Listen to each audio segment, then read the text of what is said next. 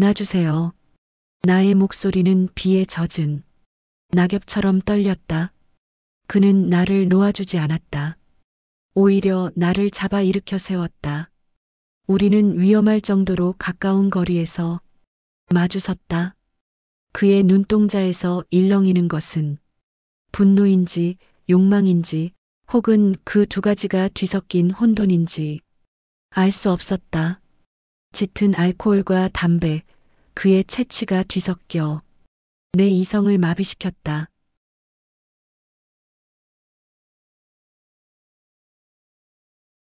녹, 기균열. 나의 하루는 언제나 락스와 물비린내가 뒤섞인 냄새로 시작되었다. 고무장갑의 축축한 감촉, 소독액이 피부 유분을 앗아가는 따끔함, 허리를 굽힐 때마다 삐걱이는 관절의 신음소리. 그것들은 지난 10년간 내 삶을 구성해온 견고한 벽돌 같았다. 나는 이름 대신 3층 이모로 불렸고 내 손길이 닿는 공간들은 밤마다 타인들의 은밀한 욕망으로 채워졌다. 비워지기를 반복했다. 그 흔적을 지우는 것이 나의 일이었다. 감정도 생각도 나 자신마저도 지워내는 일. 무감각은 이 고된 노동을 견디게 하는 유일한 갑옷이었다. 변화는 냄새로부터 시작되었다. 407호. 복도 끝, 창문도 없는 가장 어둡고 눅눅한 방이었다. 언제부턴가 그 방에서는 락스 냄새가 쉽게 가시지 않았다. 아니, 락스 냄새를 뚫고 올라오는 또 다른 냄새가 있었다. 짙은 담배 연기와 백단향이 뒤섞인 듯한 서늘하면서도 무게감 있는 향. 그 향은 낡은 벽지와 값싼 가구에 스며 좀처럼 빠져나가지 않고 나를 기다렸다.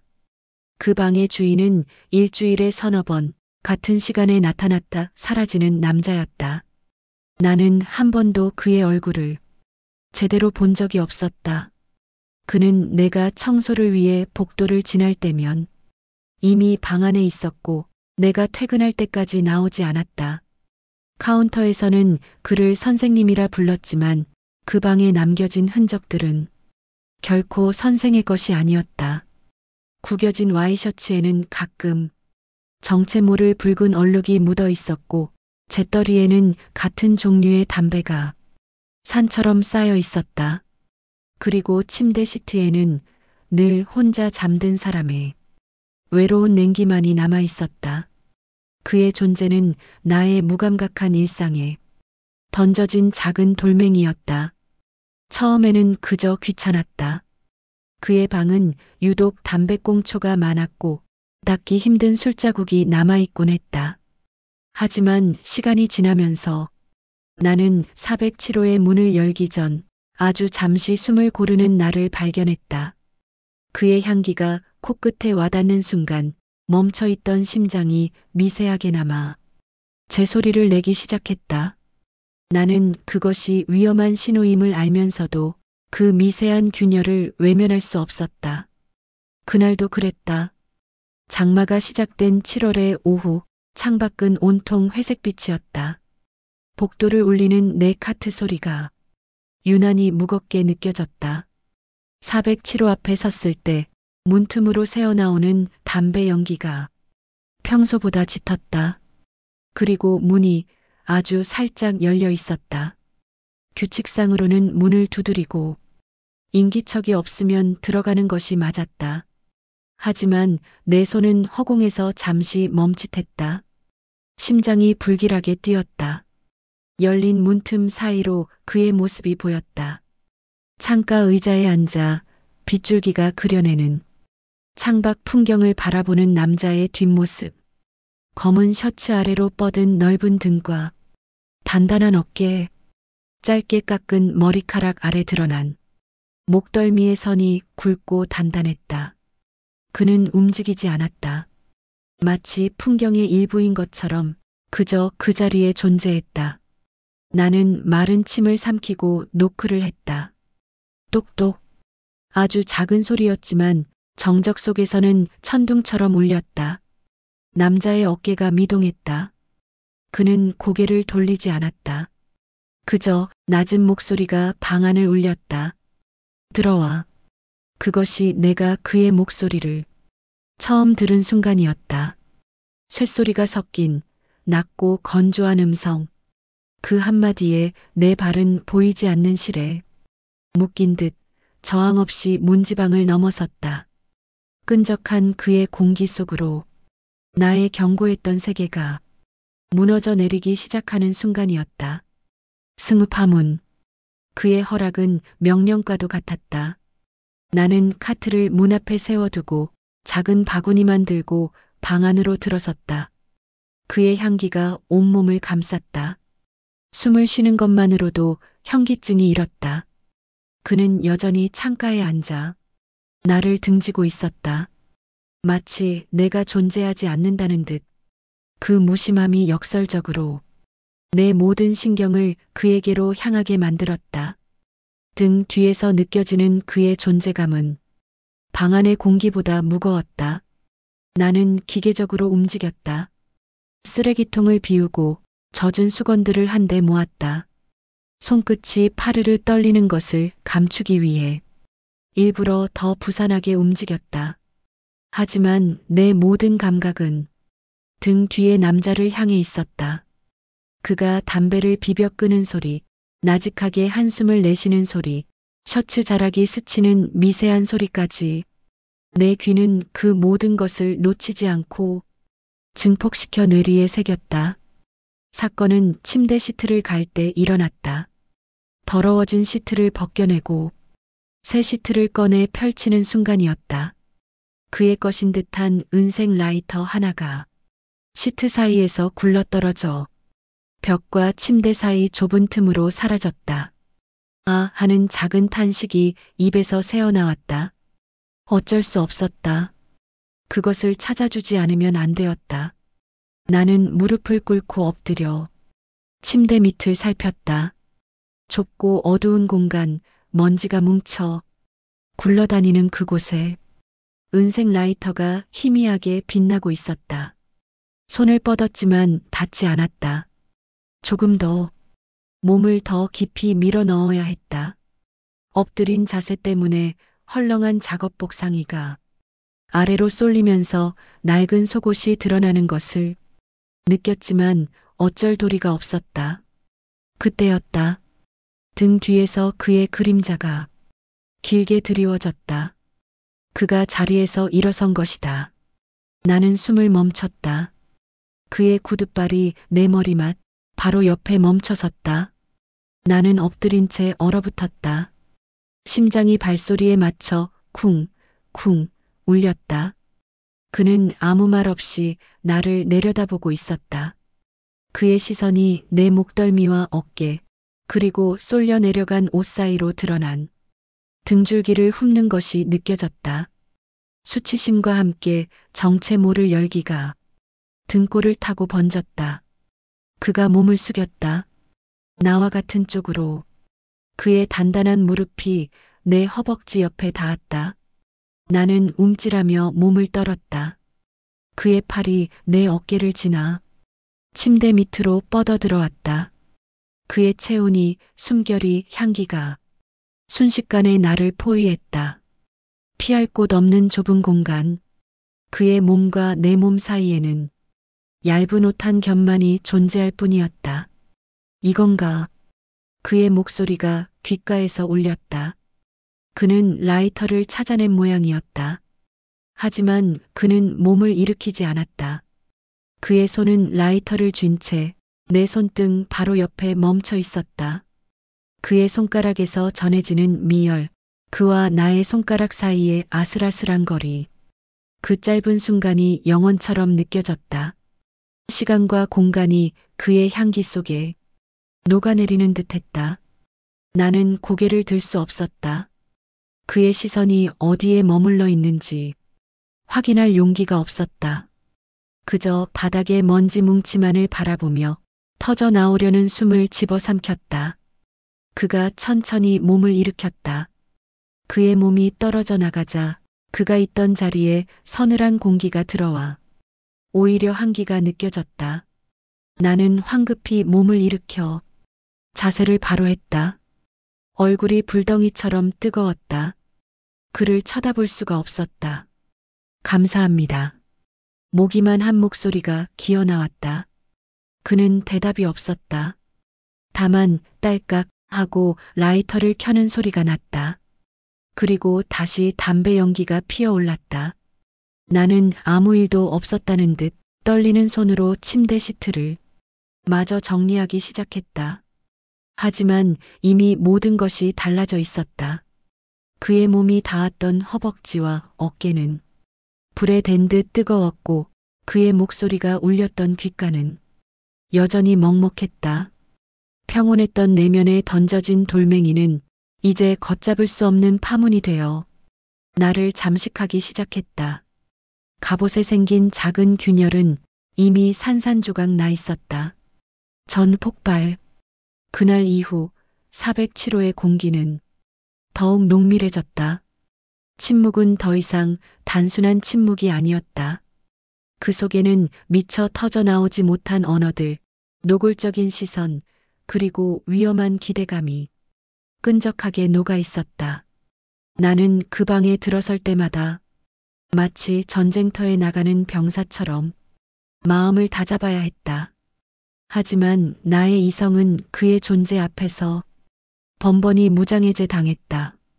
그는 더 이상 나를 등지고 앉아있지 않았다. 때로는 침대 가장자리에 걸터 앉아, 때로는 문바로 옆 의자에 앉아 방안을 배회하는 내 모든 움직임을 말없이 지켜보았다. 그의 시선은 보이지 않는 밧줄이 되어 내 손과 발을 올감했다. 나는 평소보다 2배는 더 느리고 서툴게 움직였다. 바닥을 닦다가 걸레를 놓치고 비품을 채우다가 수건을 쏟았다. 그럴 때마다 그의 입가에 희미한 미소가 걸리는 것을 나는 애써 외면해야 했다. 폭우가 쏟아지던 날이었다. 천둥이 건물을 통째로 흔드는 듯한 오후. 나는 그날따라 유난히 일이 손에 잡히지 않아 407호 청소를 가장 마지막으로 미뤄두었다. 어쩌면 그가 이미 떠났기를 바라는 마음이었는지도 모른다. 하지만 문을 열었을 때 그는 창가에 서서 밖을 내다보고 있었다.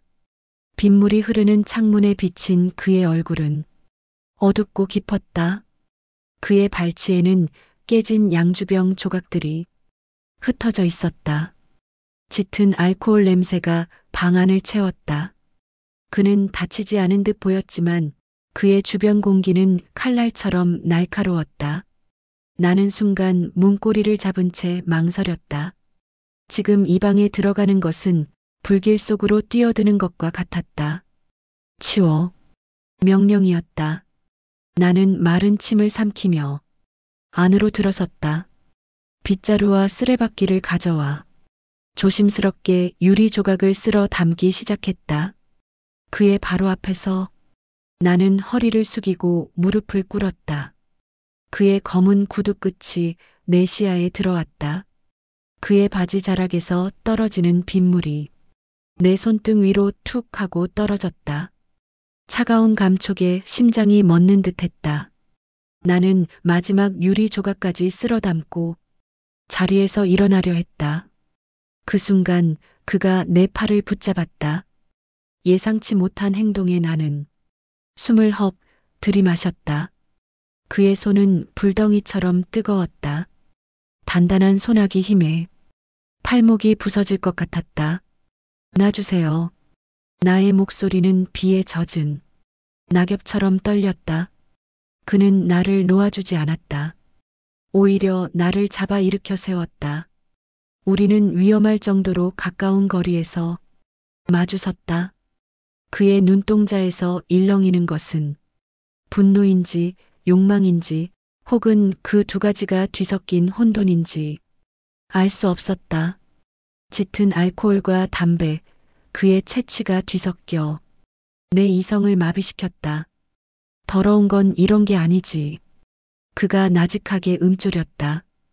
그의 시선은 내 얼굴을 지나 락스물에 거칠어진 내 손, 그리고 얼룩진 작업복을 향했다. 그리고 다시 내 눈을 바라보았다. 내 안에 있는 거, 그게 진짜 더러운 거야. 그의 말은 비수처럼 날아와 내 심장에 박혔다. 그는 알고 있었다. 내가 그를 의식하고 그를 욕망하고 있다는 것을. 나의 죄책감, 나의 숨겨진 갈망, 그 모든 것을 꿰뚫어 보고 있었다. 수치심에 얼굴이 달아올랐다. 눈물이 터져 나올 것 같았다. 그의 다른 쪽 손이 내 턱을 감싸쥐었다. 거칠지만 이상하게도 위로가 되는 손길이었다. 그는 엄지손가락으로 내 아랫입술을 천천히 쓸어내렸다. 그 단순한 행위 하나에 나는 온몸에 힘이 빠져나가는 것을 느꼈다. 이성의 끈이 마침내 끊어졌다. 나는 나도 모르게 그의 품으로 파고들었다. 그의 셔츠 자락을 움켜쥐었다. 짐승처럼 울부짖고 싶었다. 지난 10년간 죽은 듯이 살아온 나의 삶, 나의 억눌린 시간들, 그 모든 것을 보상받고 싶었다. 그가 나를 받아주었다. 그의 단단한 팔이 내 허리를 감싸 안았다. 우리는 마치 오랜 연인처럼 혹은 서로를 죽여야 하는 원수처럼 격렬하게 서로를 탐했다. 그의 입술은 거칠고 뜨거웠다. 술과 담배 맛이 났다. 나는 그 맛에 중독된 사람처럼 매달렸다.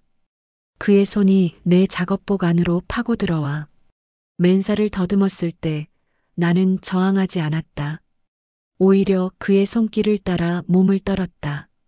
그의 뜨거운 살결이 내 몸에 닿는 순간 나는 쾌락과 죄책감의 경계에서 아득하게 정신을 놓아버렸다. 창밖에서는 여전히 천둥이 울고 있었다. 그것은 마치 나의 무너져 내리는 세계를 위한 장송곡처럼 들렸다. 별 흔적, 빗줄기는 어느새 가늘어져 있었다. 방 안에는 무거운 정적만이 감돌았다.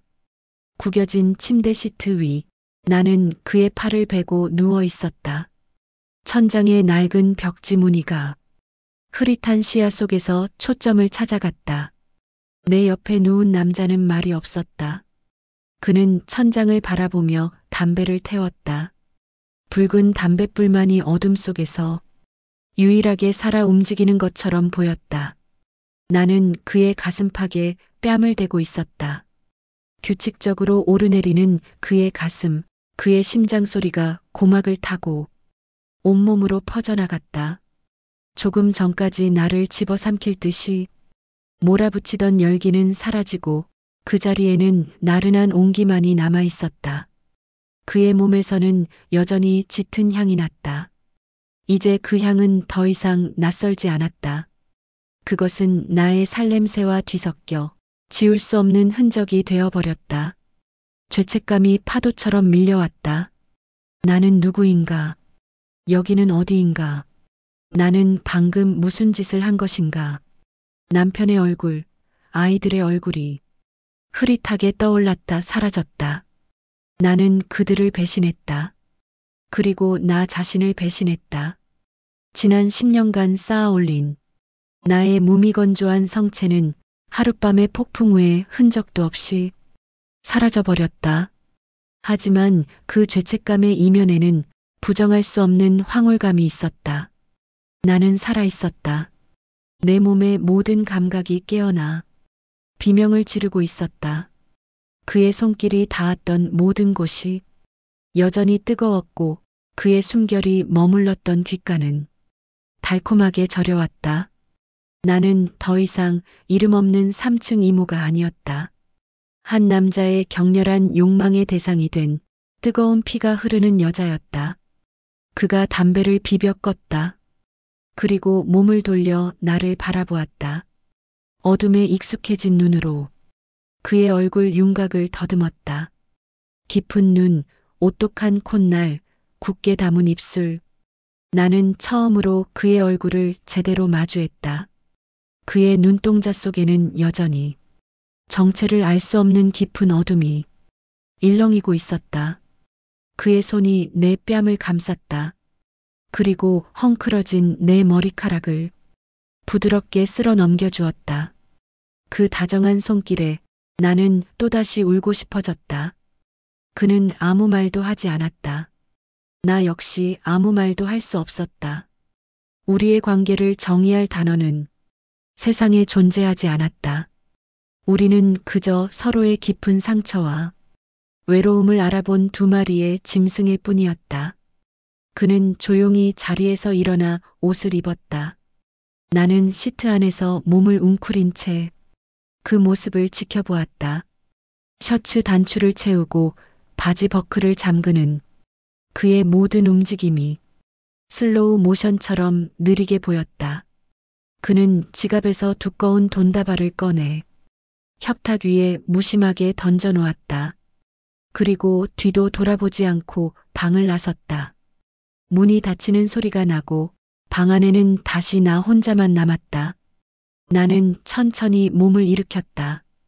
그의 온기가 사라진 자리는 서늘했다. 협탁 위의 돈다발이 어둠 속에서도 선명하게 보였다. 그것은 나의 하룻밤에 대한 대가인가? 아니면 우리의 관계에 대한 정의인가? 나는 그것을 향해 손을 뻗지 않았다. 창밖은 어느새 어슴푸레하게 밝아오고 있었다. 나는 텅 빈 방 안에 오랫동안 앉아 있었다. 온몸에 그의 흔적이 낙인처럼 새겨져 있었다. 지워지지 않을, 지우고 싶지 않은 나의 세상은 무너졌다. 그리고 그 폐허 위에서 나는 전혀 다른 모습으로 다시 태어나고 있었다. 녹슨 심장이 다시 뛰기 시작했다.